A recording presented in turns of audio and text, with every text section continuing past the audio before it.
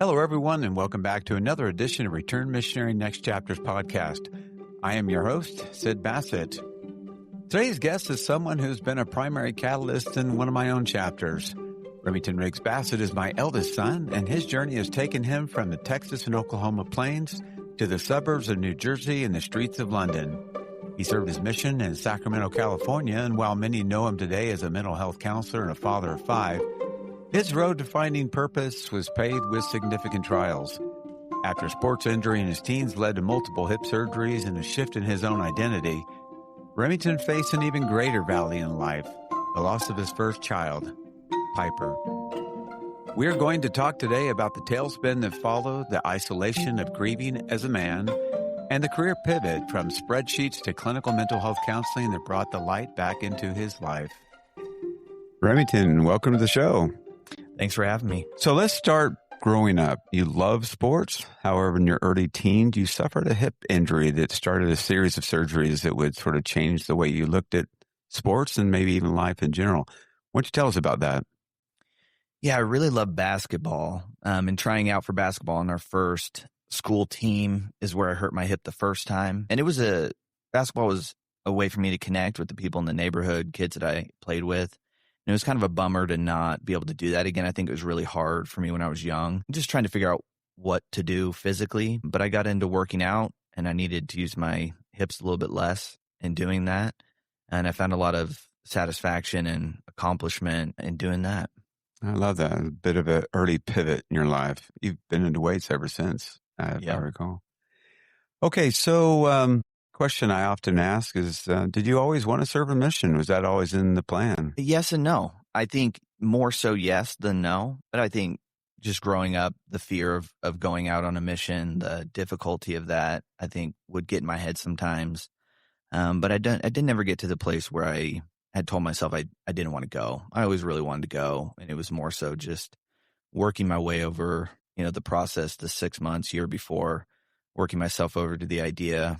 And I was always glad I went, even in the MTC when I got into California and started working. I was excited to be there, even through the ups and downs. There wasn't ever a point where I wished I hadn't gone, and I was grateful for that. So how would you summarize your mission? I would say very fulfilling. It was nice to have one purpose and just serve that purpose day in and day out. There were ups and downs, difficulties, but overall very grateful. Loved my experiences with my companions, even the hard ones. Looking back on it, grew a lot. So I would say fulfilling, challenging, and very, very rewarding. Interesting you say that, having been involved in transfer processing, we often hear that we grew a lot, or a lot of our growth came from our companions. And it puts a little pressure on the mission president, I can tell you that, because sometimes they go on to be their closest friends, their bridesmaids, their groomsmen, things like that. So we often will say, if people ask us, why did you put me with that companion? And we say that's above our pay grade. Right. We can't answer that question. Okay, so you come home and your family moved to a different place when you got back. So why don't you tell us about those first weeks and months of returning from your mission? Yeah, so I left from New Jersey, and when I got back from my mission, you guys lived in London. So flying back the 12 hours, or however long, 13 hours that was, I was thinking about what it would look like and what it would be like. And then getting off the plane, I remember seeing my 3 siblings, and they looked just way older than I remember them prior, even from the pictures that I had seen that you had sent me. And it was really cool to see that. It was cool to see that they had grown a lot, and it put a different perspective in my mind. I'd always looked at them as younger siblings, and when I got back and they were older, it kind of felt not peers necessarily, but I just viewed them different in a good way. And it was so fun to see you and Mom, and you guys look the same. And it was great to hug Mom. I remember that. Well, I tell you, she just could not wait to hug you. Well, of course, I was looking forward to it as well, but knowing that Mom deserved the first of those hugs, I thought it was great. So, all right, let me just ask a sort of random question, I guess, in some ways. But I think it's important for a number of our listeners who had you don't have a choice necessarily when you're growing up where you live, because it's often your parents who dictate where that is. You moved a lot growing up. You lived in California, Texas, Oklahoma, London, New Jersey, and You've moved every few years. How did that constant restarting in your life prepare you or perhaps make it even harder for the chapters that lie ahead? Yeah, I think growing up, I felt like it was a good experience, but that it was hard. I think making friends constantly and then leaving was difficult. And I kind of was, for whatever reason, under the assumption that everybody had childhood friends that they just grew up with. And as an adult, I realized that's a little less common than I thought, probably a little more rare.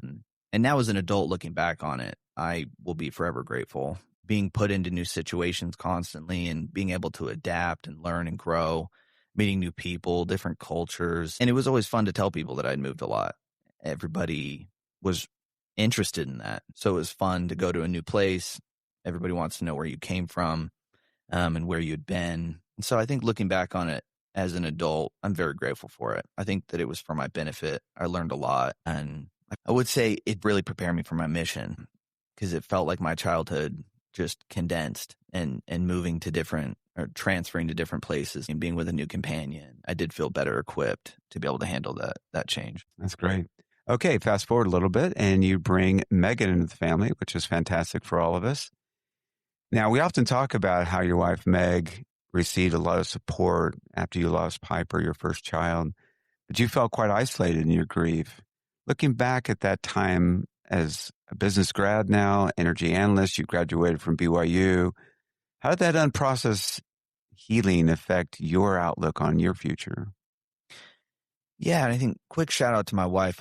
My wife is amazing. I'm so grateful that I met her after coming back from my mission. I'm just over the moon excited that she is my wife. Just want to say that. You married up. Good on you. I did marry up. Yes. Losing Piper was difficult. I was prepared to be a father. It was right at the end where she could have been viable outside of the womb. So we were really ready. And I was looking forward to it. My thoughts were shifting. The responsibility I felt was shifting. My calling as a man, husband, and soon to be father, it felt like an exciting next chapter. But then after we lost Piper, a lot of my attention was focused on Megan. She went through a lot more physically than I did and even had a relationship growing Piper. And so I kind of became a gatekeeper for her. Everybody was very kind and wanted to come and check on us and see how she was doing. And the majority of the energy went to her. And I think rightfully so, looking back on it. I think the dichotomy she experienced in being pregnant and then losing Piper was stark. And so my focus was mainly on her and how she was doing, making sure that she was comfortable when people would come over or having, saying thank you and turning people away when she was tired or not in the mood to talk. And I really didn't turn my focus to myself until, I don't know, probably a month and a half after I was getting back into work. And I had a lot more time at work to sit and think about how I felt. And it became increasingly more and more difficult. And I struggled to take care of myself. I struggled to do the things that I had normally done, whether it was working out or getting up on time to go to work. And I just felt a little more hopeless. And then over, the next 6 months to a year, was able to pull myself back up and work on the things that I needed as a basis, taking care of myself so that I could then continue to fulfill the responsibility of trying to provide and finding ways to move on and kind of fill that void that the idea of being a father had left. And we got a dog and Buster, and that was helpful for myself and Megan to be able to put our energy into something similar to a child. It is interesting. I was with you. I had a business trip up in Utah, and I was able to visit with you. And when I was there, it was just shortly after that Piper stopped breathing and passed away. It is interesting because even me as your father, I thought more of Megan because I associated this child with her. She was inside of her. And when that happened, it was just immediate and natural that I would turn to her. And it's brought up in my own life a thought that so often men don't have a healthy way to process at times. I think that's changing in this new culture, this new society where getting help is much more common. It's much more acceptable. I think though that even when you lost a child, there were probably a lot of questions that went past you to her. And in that way, it didn't enable you to process. So I was glad to hear that you, over time, were able to find that help and get the processing. And of course, then since then, you've helped others process, which probably also had a way of helping you through that. Yeah, and it is common for men to process things slower, up to 36 months after something hard. And, like a lot of things, women cognitively are quicker in that. And so I think that her pain was more readily seen by others, whereas mine I wasn't showing it a lot. Thank you for sharing that. That's very honest and raw. Okay, so if you can go past that, let's go on to the next question. And now you graduated, started a new career, but there was a struggle in that because of all of this that was going on in your life. And was there a specific moment or time you decided to reset your career and start working it was a residential treatment center at the time? What was the spark that sort of got you to that point? Yeah, so I was working as an energy analyst, and I think that the thing I enjoyed the most about that job was the people I worked with. And I remember when I was young, when people asked me what I wanted to do, I'd say something like, I don't know, I just want to work with people. I really like talking to people, especially one-on-one. Intimate conversations were always engaging for me. And so I took 2 tests, career tests with, 50 to 100 questions each. And on both of them, a therapist or counselor came up in the top 3. So I started thinking about that over the next week or two. And my wife, Megan, had worked at a treatment center when we had just gotten married, and her experiences seemed fulfilling. And so I started mulling over the idea of being a therapist, and I thought a good place to start and see if I could do it at a residential treatment center where the work is a little more intense and close to the chest. I went and worked at a residential treatment center, and I really enjoyed it. I enjoyed the work. I enjoyed the difficulty of it and working with the families. We worked with families there, and it was really cool to see families change and grow. Yeah, and so I committed to that and started going to school. So in our previous conversations, you talked about this after the loss of Piper, you kind of hit a low spot in life. And in that low spot, you were sort of grappling with what the meaning of your own life was to you and kind of pulling through that. Can you tell us about that if it's all right with you? Yeah. So I was obviously feeling really low. I had had a bunch of leg surgeries when I was young, and so I had access to painkillers. And I remember one day just taking more than I normally would, and I all of a sudden felt okay. And then that became a pattern over the next little while, and I became addicted to them. And it was just a Band-Aid to try to cope with how I was feeling. And then in the process of learning about my addiction, learning how to manage the uncomfortable, stressful, negative feelings that I was experiencing in that grief, trying to climb out of that hole, and the things I learned about myself, what was helpful to me, what wasn't, was actually a huge blessing after the fact. And getting help for that and treatment for that was a huge benefit. My wife was able to participate with me there in my treatment, and then you and Mom came, and you stayed with us for a while and participated in that treatment. And I felt a lot of connection, a lot of love with the people in the program, and then with my wife, and being able to feel connected in that low spot with my parents was invaluable, and helped me feel more connection, and in that a little more hope for the future. It's interesting. Back in those days, which were a bit of a blur, I'll be honest, to some degree, because I was traveling a lot for work and then coming back and then sitting in a room with others who are in a treatment center and with families and looking around and realizing that I had absolutely no history in this. It wasn't a chapter that I had prepared for. It wasn't a time that I had prepared to navigate. And as I sat in that room with all these people trying to improve their lives, I thought to myself, I don't know anything about psychology. I don't know anything about the mind. I don't know anything about behaviorism. I really didn't. I skipped all those classes in college. And it was probably then that the seed was planted Yeah. that I really did want to learn about that. And as you fast forward, you wanting to go back to school to get your master's in clinical mental health counseling, and you invited me to do that as well. I just retired. Didn't have a long list of things on my plate except for not going to work every day.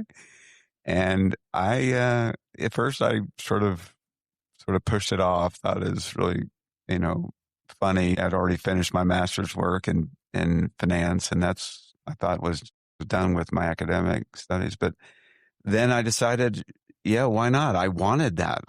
So you gave me the prompting to do it. And after that, yeah, we went to school together. That was one of the greatest gifts that I could have given myself. And honestly, it came from you. It was really the invitation that you gave me. I don't think I ever would have done that on my own. So it's interesting that through your own pain and going through this big pivot in your life, it's brought a lot of joy into my life. So I wanted to personally thank you for that. Of course. I mean, it's been a pleasure doing it with you. It's exciting to have that experience with you. And I think a part of me went into business because I looked up to you and wanted to provide for my family and the other things that working in business can do. So it was a pleasure going through that with you.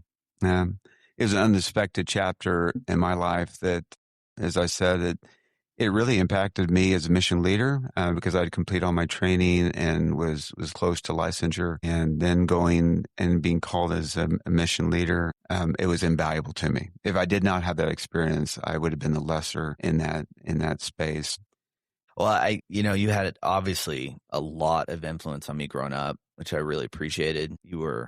I always felt like a great example of a father, provider, husband. You loved mother. And I really appreciated that. And I could always tell that was the case. But yeah, it was nice to be able to have some influence over what it was that you were doing. Well, I can honestly say that the easiest thing I've done in my life, I've done a lot of hard things, but the easiest thing I've ever done in my life was to love your mother. Okay, so now as we got just the final few questions here, for the return missionaries listening who feel like they are currently in that dark place where life feels less meaningful, what advice might you offer them as they consider their next chapters? Yeah, I think it's hard coming back from a mission, having such purpose. You know what you're doing every day. You're planning it out.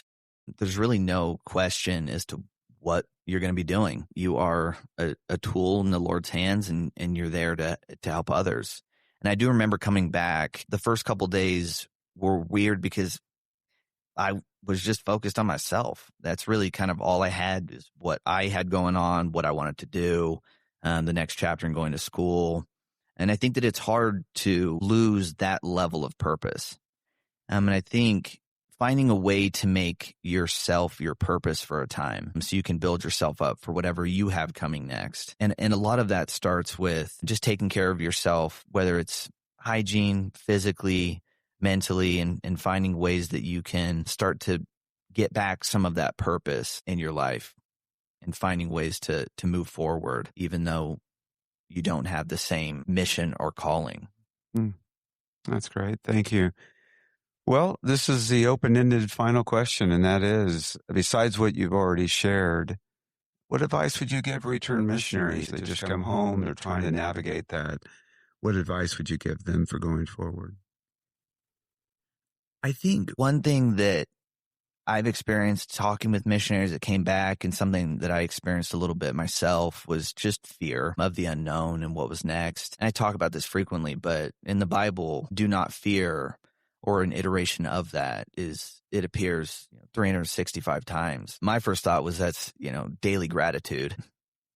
I think that faith is the opposite of fear, but I think gratitude also can dispel fear. And finding things to be grateful for, your brain naturally pays attention to negativity or perceives threats, and positivity or things to be grateful for, you have to kind of initiate that process for your brain. And anxiety and gratitude exist in the same part of the brain initially and can't coexist.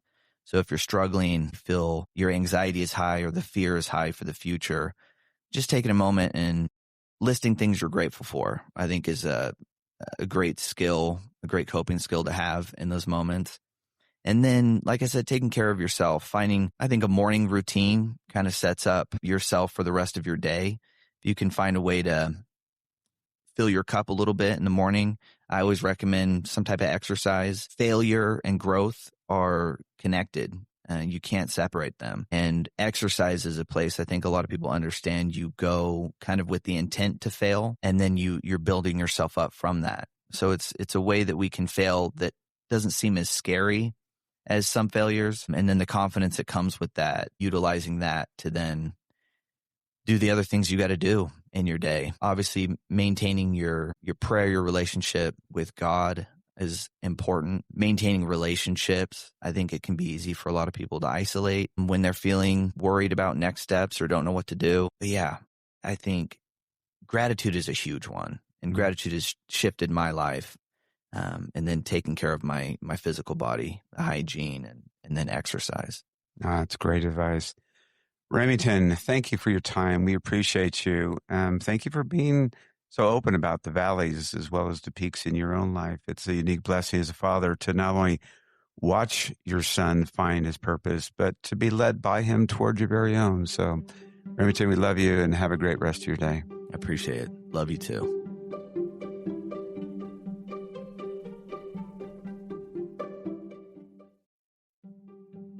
We hope you enjoyed today's program. It is our sincere hope that you gain insights from these lived experiences of disciples of Jesus Christ as you navigate your next chapters in life. We look forward to having you join us each week for the unfolding chapters of our guest. Remember to follow us on Instagram at rmnextchapters. Also, you can visit us on our website at rmnextchapters.com, where you can listen to each podcast or link to your favorite podcasting platform. As always, if you have any thoughts or feedback, we'd love to hear it. Please send it to rmnextchapters@gmail.com. See you soon.